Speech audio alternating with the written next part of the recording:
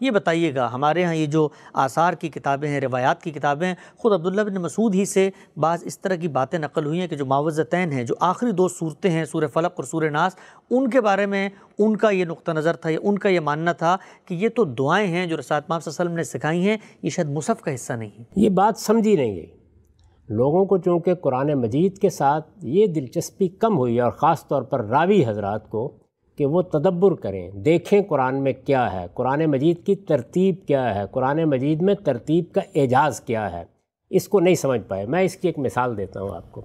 آپ میری تفسیر اٹھائیے اور یہ دیکھیے کہ سورہ نساء اور سورہ مائدہ کے بارے میں نے لکھا ہے کہ یہ فلاں آیت پر سورہ ختم ہو گئی ہے، اس کے آگے ایک ضمیمہ ہے جس میں سوالوں کے جواب دیے گئے ہیں۔ کیا بات ہے! یہی بات میں نے سورہ نساء کے آخر میں کہی ہے، یہی میں نے سورہ مائدہ کے آخر میں کہی ہے۔ پورے قرآن کے بارے میں بھی سن لیجئے کہ پورے قرآن میں سورہ فاتحہ کی حیثیت دیباچے کی ہے اور معوذتین کی حیثیت آخری دعا کی ہے۔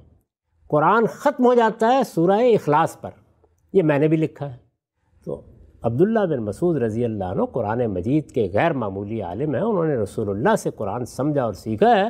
کسی موقع پر انہوں نے یہ فرمایا ہوگا کہ قرآن مجید اپنے مضمون کے لحاظ سے سورہ اخلاص پر ختم ہو جاتا ہے، یہ تو دو دعائیں ہیں جو قرآن کے آخر میں رکھ دی گئی ہیں، اس کو بعض نافہم لوگوں نے اس طریقے سے منتقل کر دیا۔ ابھی ہم تحلیل کر کے دیکھ چکے ہیں کہ یہ انزل القرآن علی سبعۃ احرف کو کس طرح ملا کے کیا صورت پیدا کر دی گئی ہے، ان کی بات کے بارے میں بھی یہی ہوا۔